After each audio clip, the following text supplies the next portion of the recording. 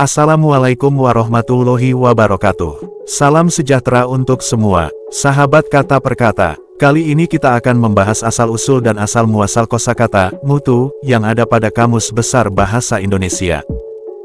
Pengertian mutu yang kita ketahui dan yang telah tertulis penetapannya.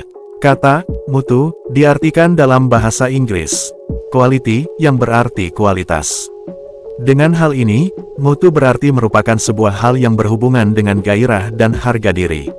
Sesuai keberadaannya, mutu dipandang sebagai nilai tertinggi dari suatu produk atau jasa. Menurut Crosby, mutu adalah sesuai yang disyaratkan atau distandarkan conformance to requirement, yaitu sesuai dengan standar mutu yang telah ditentukan. Baik inputnya, prosesnya, maupun outputnya.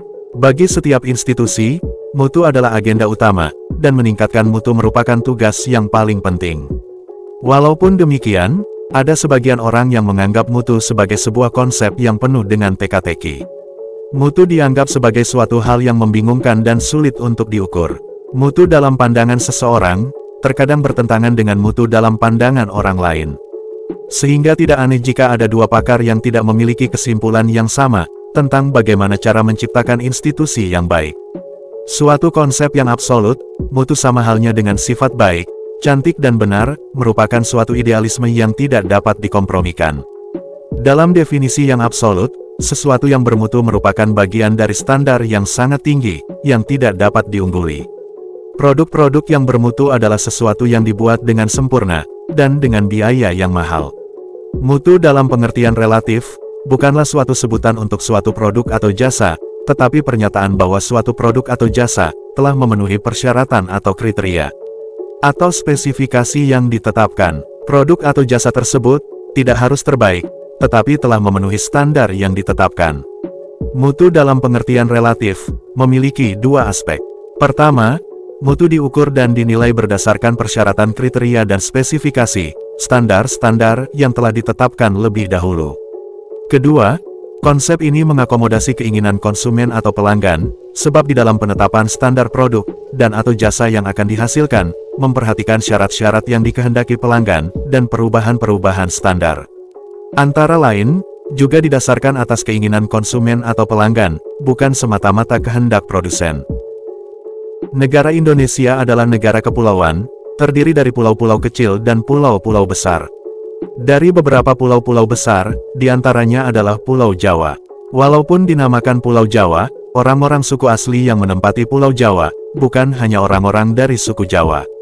Ada orang-orang Betawi, dengan nama bahasa daerahnya yaitu bahasa Betawi, yang memiliki beberapa dialek. Ada orang-orang dari suku Sunda, dengan bahasa daerahnya bahasa Sunda, yang juga memiliki keunikan dialek bahasa Sunda tersendiri, dalam bertutur kata, pada tiap-tiap kotanya masing-masing, sebagai ciri khasnya. Dan ada juga orang-orang dari suku Baduy. Walaupun orang-orang dari suku Baduy masih bisa disebut sebagai orang Sunda, akan tetapi, orang-orang suku Baduy memiliki kebudayaan adat dan tradisi yang berbeda dari orang-orang Sunda. Bahkan orang-orang dari suku Baduy masih tetap menjaga keasrian lingkungan pada daerahnya. Ritual pernikahan keagamaan yang ada di etnis Sunda sungguh sangat menarik. Dengan mencoba menggali hal yang sebenarnya, dan ingin melihat lebih jauh, seperti apakah upacara adat yang ada di etnis Sunda. Karena jika dilihat secara sepintas, upacara adat atau ritual pernikahan keagamaan yang ada di etnis Sunda, sangatlah menarik untuk dikaji. Karena di dalam upacara adatnya, banyak sekali simbol-simbol yang disakralkan. Dalam pernikahan adat Sunda, ada 5 cara pokok yang umumnya masih tetap dilestarikan hingga saat ini. Walaupun selalu ada saja proses modifikasi di tiap-tiap pernikahan. Namun ada salah satu bagian dari rangkaian adat pernikahan tersebut, yang nantinya akan kita bahas. Yang berkaitan dengan asal-usul atau asal-muasal terciptanya kosakata mutu yang sebenarnya. Hingga terbiasa diucapkan oleh kalangan masyarakat Indonesia. Kosakata mutu sebenarnya sudah sejak lama tercipta oleh masyarakat Sunda, dari sebuah kata istilah atau perumpamaan, pada suatu benda. Benda tersebut adalah cobek dan ulekan, yang jika dalam bahasa Sunda yaitu, cowet dan mutu. Alat dapur yang satu ini memiliki simbol dan filosofi dalam adat pernikahan etnis Sunda. Di balik fungsinya sebagai alat penghalus bumbu, cowet yang perannya sebagai alas atau dasar sebagai tumpuan, di mana berbagai jenis bumbu-bumbu, yang masih berbentuk biji-bijian atau buah yang utuh, dan yang nantinya akan dihaluskan. Dan tugas mutu, yaitu menumbuk berbagai jenis bumbu-bumbu itu, yang masih berbentuk biji-bijian atau buah yang utuh. Itu semua pastinya mampu dihaluskan oleh sebuah mutu, sesuai dengan keinginan. Benda yang disebut mutu itu kuat dan tahan lama, serta sangat berguna. Sepanjang kegunaannya, hanya mutu yang tidak pernah diganti, atau mengalami kerusakan, dibandingkan dengan peralatan dapur lainnya. Bahkan cowet, yang sebagai pasangan mutu, yang mengalami kerusakan dan terkikis, akibat seringnya digunakan, dan pastinya harus diganti yang baru. Cobek dan ulekan, atau cowet dan mutu, ini juga ternyata menyimpan berbagai nilai-nilai kultural di dalamnya, yang menggambarkan berbagai kebudayaan. Setiap kebudayaan, tentunya memaknai benda ini secara berbeda. Masyarakat Sunda biasa menyebut cobek sebagai cowet, sedangkan ulekan biasa disebut sebagai mutu. Hampir setiap dapur di sebuah rumah tangga memiliki cowet dan mutu. Cowet digambarkan sebagai wanita atau seorang ibu rumah tangga, dan mutu digambarkan sebagai laki-laki atau seorang ayah yang tugasnya sebagai kepala rumah tangga. Bagi masyarakat Sunda, cowet dan mutu tidak hanya dilihat sebagai sebuah alat dapur saja. Namun cowet dan mutu juga sangat menggambarkan rumah tangga seseorang. Jika seorang laki-laki yang tugasnya sebagai kepala rumah tangga, namun tidak mampu melaksanakan tugasnya sebagaimana tugas kepala rumah tangga, atau yang tak mampu menjalankan tugasnya dengan baik, entah itu dalam bekerja demi untuk memenuhi kebutuhan rumah tangga, atau ketika ada sesuatu hal permasalahan, yang seharusnya kepala rumah tanggalah yang harus menyelesaikannya, namun sebagai laki-laki kepala rumah tangga, tidak mampu untuk memecahkan permasalahan itu. Dan maka itu bisa saja dianggap sebagai laki-laki atau kepala rumah tangga yang tidak ada mutunya. Atau laki-laki kepala rumah tangga yang telah kehilangan mutunya.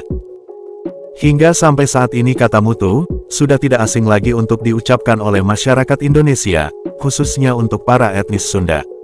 Kata mutu adalah sebuah kata istilah atau perumpamaan bagi seorang suami atau kepala rumah tangga yang tak bisa menjalankan tugasnya dengan baik, ataupun sebaliknya. Hingga menjadi sebuah kata sebagai pembanding dari kosakata bahasa asing, yaitu quality, yang diserap ke dalam bahasa Indonesia menjadi kualitas. Begitulah kisah asal-usul atau asal-muasal kosakata mutu yang tercipta dan dipergunakan oleh masyarakat Indonesia. Dan kosakata mutu juga dipergunakan oleh masyarakat Malaysia, hingga dijadikan sebuah slogan lambang rukun negara mereka, yaitu bersekutu, bertambah mutu. Lalu, dari manakah kosakata mutu didapatkan oleh Malaysia? Apakah Malaysia memiliki asal-usul atau asal-muasal kosakata mutu itu? Apakah Malaysia memiliki kisahnya, hingga terbentuknya kosakata mutu itu? Jika kalian orang Malaysia yang menonton video ini, cobalah berkomentar, dan berikan penjelasannya, tentang kisah asal-usul atau asal-muasal kosakata mutu itu bisa terbentuk di negara Malaysia. Cukup sekian untuk pembahasan kali ini, tentang pembahasan kosakata mutu. Dan mohon maaf jika ada kata-kata yang sulit untuk dimengerti, dan membuat kalian bingung.